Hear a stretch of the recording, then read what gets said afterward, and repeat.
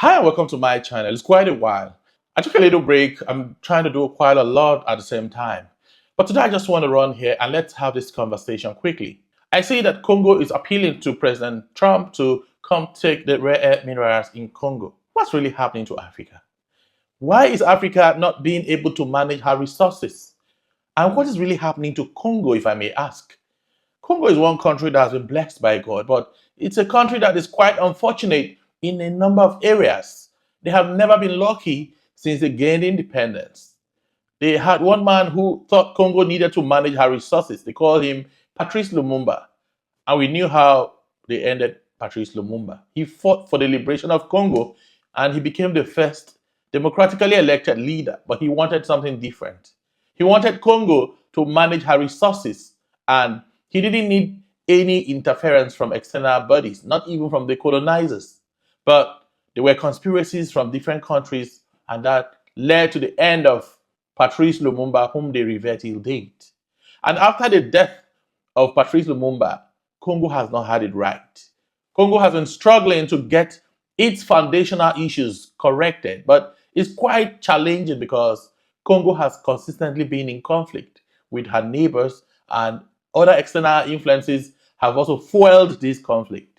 As we speak, Congo is bleeding. Goma has been bleeding for so many years. If it's not humanitarian crisis, it is one sort of conflict or natural disaster like volcanic eruption that is always altering their lives around Kivu, Goma, and that region of the country. Congo boasts of most of the rare earth minerals in the world. Congo is number one in Africa when you talk about mineral resources. But leadership, as it has always been the bane of most African societies, also plagues Congo. Congo is the first amongst many nations around the world, and all parts of the world shares a piece of Congo because if you have a phone, if you have electronics, if you have a laptop, and all kinds of electronics we use has had a piece of its property come out of Congo because Congo supplies over 80% of the world's coltan.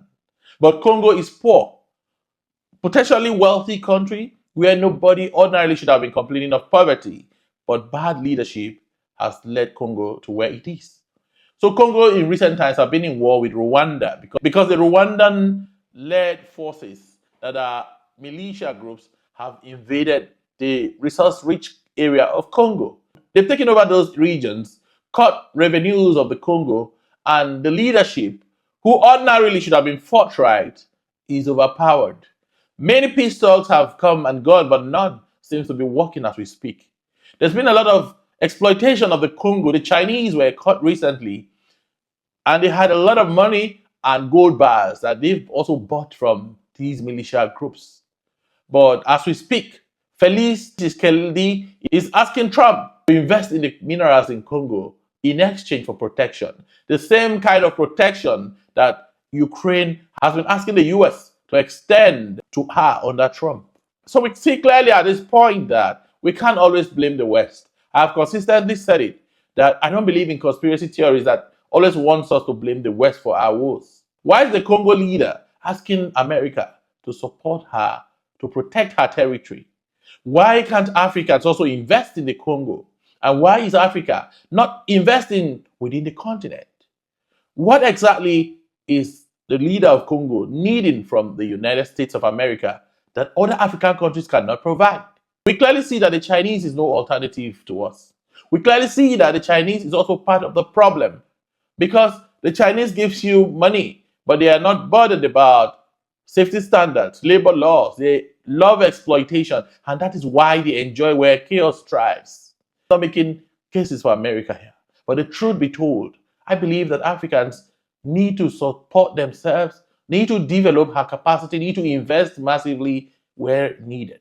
What is the genesis of this conflict that Rwanda and Congo cannot resolve? Why and where is the position of African Union, and how do we intend to solve issues like this? It is embarrassing that for next to nothing, Congo is inviting externals to visit and exploit Congo. And what makes us think that the invitation of America is going to bring lasting peace to the Congo? Congo is poor. Each time I think of Congo, my heart bleeds It's a country with a lot of potentials and opportunities. It's a country that has a lot. It's a country that does not need anyone to intervene on her behalf. But leadership has been the problem. Economic exploitation, corruption of all kinds have been the problem. Leadership has been changed. We thought the Kabilas had held on to power for too long and they needed to leave for breath of fresh air. But it does not look like Felix knows what he's doing at the moment. Always coming in and asking that the resources of Africa be taken out in exchange for cash is never a solution. And it does not really breed solutions most of the times. And this is clearly what we are seeing here. We accuse the USAID even for the crimes they have not committed. But we fail to criticize when our leaders make certain decisions, like the one the Congo leader is currently making. It is best for Africans to manage our resources. Whatever the crises are, whatever the conflicts are, I think there's need for these conflicts to be put to a halt. Africans need to negotiate and put out those who are fueling this conflict and find a way of ending this conflict so that we can benefit maximally. It is a shame that Congo is exchanging her resources for protection. It is a shame that the only solution Felix Tshisekedi understands is an invitation of Trump to get her rare earth minerals. Congo has been exploited in so many ways in the last 70 years or in the last 100 years or more, even when Congo was the property of King Leopold II. It's a shame that we Africans will blame every other person apart from us. This is not the USAID. This is not about external people coming in to invade Congo in the 21st century. This is not about King Leopold II at the Belgian Congo. This is about the Democratically Republic of Congo under a democratically elected leader asking other people to come and take her resources in exchange for protection. This is sickening.